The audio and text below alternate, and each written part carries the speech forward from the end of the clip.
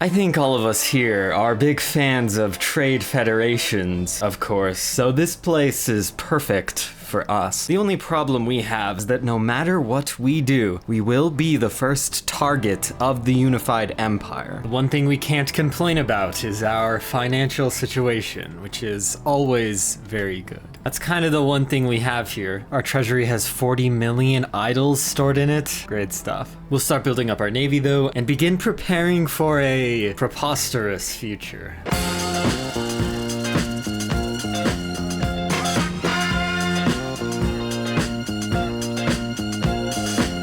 Our only problem here is social equality. Oh, yeah, we might have a little bit of that, but it is mostly okay, I promise. It's just taking some time for the trickle-down economics to work. We'll start by placing our trust in the merchants to lead our country to victory. Money has always solved our problems, so why should it stop? We can start enticing migrants, bread and circuses. This one's actually probably pretty good, but I will save my political power for an advisor first. And we liquidated some unprofitable business. That's not very good, honestly. I don't like that effect, but I mean, we have a lot of money now. I mean, I don't know what exactly we should do with this money. Is there a way to get political power with money? It would make sense, honestly. Like, using money to get political power, it's a natural transaction, but I guess we're not that corrupt. Seeing everybody wants to trade with us, we've already gotten 20, 30 of these events, lots of money, and just as we're letting the money flow, just as we're about to get rich and enjoy the fruits of our labor, our great leader fainted.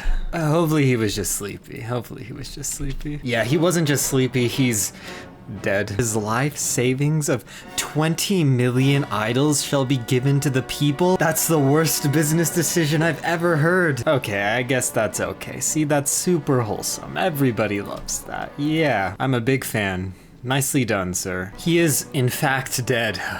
I was hoping it was just a mistake and that we would get the money back, but we have seen a minor decrease in the inequalities in our city with all that wealth distribution. You know, maybe it wasn't that bad of a decision. Well, now it's time to choose a side. We have many great entrepreneurs here. Heinrich Kessler, but today we go with the only real option here, Walter Whitefeather, for opportunities. And our first action, well, we're not quite him yet. He still has to win the power struggle, but our first action supporting him will be to steal from the banks. Late during the night, a Griff entered the pub. The card's not gonna be happy to know you're here. Who? The Griff answered and threw a bag containing a form of blue crystal-like substance. Just who in Mars' name do you think you are? You know who I am.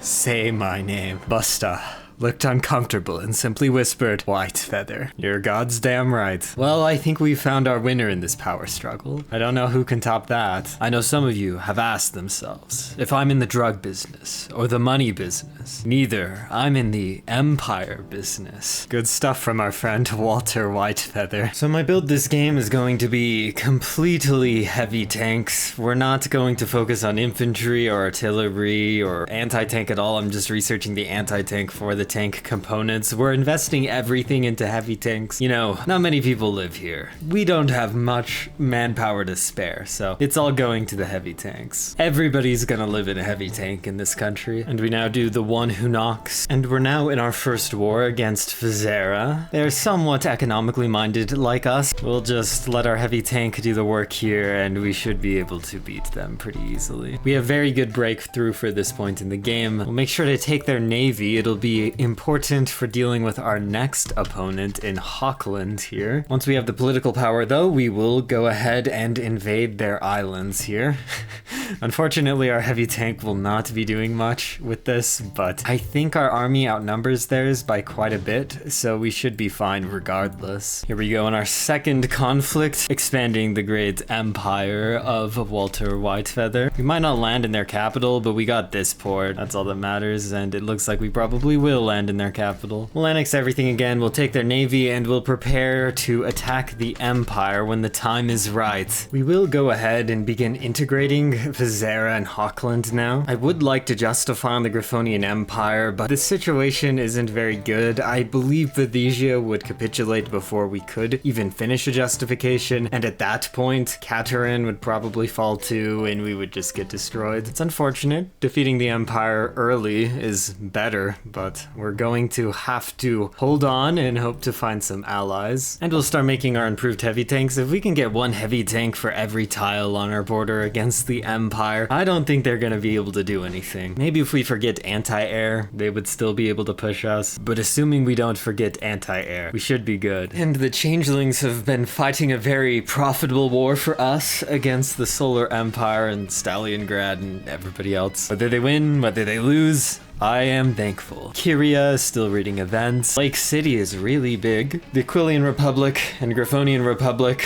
are unifying their regions. Aquilia unified a long time ago. The Griffonian Republic seems to always be a bit slow. They have issues in these areas with no supply. They need to learn how to build railways. The Griffonian Empire has unified and is getting strong, but we are very, very defensive here. We're building up bunkers. We have anti-air being constructed. Our tank divisions are unbeatable. I hope we'll be able to get even more SPAA in this too. I don't think we'll be able to outproduce them in terms of planes, so we will need that SPAA. Or maybe we could outproduce them in terms of planes. Yeah, they don't have that many factories on planes. Maybe. Murders at carnivals and mercenaries? I don't know what's going on. We're kind of low on money though. Well, not really. We keep making our money back. We're making a lot of money. We have 28 trading partners. We've been getting a lot of free factories. I don't think there's any chance that they push through us unless they go around our wall. And if they go around our wall and we get help from this crazy OP faction, we will win. And we're holding against the Empire. That's good. I mean, this province isn't doing so well, but it's just a matter of if we can hold this tile down here. I think I'm going to move more heavy tanks over to it. My main concern is how we're going to outmaneuver the Empire's other enemies and make sure that we end up on top when all is said and done. Well, the Empire was not ready to deal with Walter Whitefeather. We're so desperate for them to try to attack us that I'm moving all of my divisions off of the front lines, just hoping they will try to do something. And we've been saving up our planes too, so that we can maybe get green air or at least yellow air at a convenient time. We're working on building early main battle tanks at the moment. We have this pretty good division. 103 breakthrough isn't too bad. Or template, not division. We'll put them in a division soon though. And unfortunately, we can't click the really good military war decisions while we're at war. So no getting extra buffs. That's stupid. Anyways though, we've probably spent enough time sitting here pretending we're weak, trying to get them to fight us. Probably put all of our infantry back on the front line and try to make some encirclements happen. It's our time to shine. If we can beat them 1v1, that's a great victory for today. We're gonna double our casualties in a week though here. They are trying to counterattack, but I don't know if it'll work out. They have low supply, which might be the difference maker. Well, this has made them very mad and they've been attacking into us again, but not much has been happening. They might get this tile back, but the fact that we're baiting them to start this attack into us is good enough for me, honestly. They're even using siege artillery. Siege artillery. They still can't get through. It's impossible. Soon enough, we'll be in Griffinheim. So I did a feinting attack up here towards Rotterdam. It distracted so many of their divisions that we're maybe going to encircle them down here. I mean, these battles didn't look good initially, but our breakthrough is so incredibly high. We should win here, even with full, complete red air. They have a lot of casts. We're almost out of fuel. It's just annoying attacking across a river here and here. It might be better to attack here, honestly. I don't think I'm going to be taking these provinces anytime soon, so I will build a temporary railway to this supply hub. We're getting bombed quite a bit too, so our supply situation is a bit iffy, but not much we can do about that. I doubt they have much manpower. They'll only be getting more if they go onto all adult serve, and going onto all adult serve is not very good. We're still only on extensive conscription and still have plenty of manpower and have this decision to entice migrants that we can do whenever we want, really. And we finally got over the river here. They were trying to put as many divisions in this tile as possible, but it didn't quite work out. If we get over the river here too, it'll be even better. There are currently only 2 divisions here, but they've been desperately resupplying it. They're going to be losing somewhere. It's just a matter of where they're going to lose. Okay, it looks like we'll take this tile too, mainly because we're attacking not from across a river with our tanks. Over here, It's somewhat less likely we'll take it, but it's possible. We're only getting one tank in the battle and it's a river crossing, but we still might get it. I guess now we can attack here too with these tanks, so it should be a lot easier. Situation is looking really good for us now. I think it's important that we keep up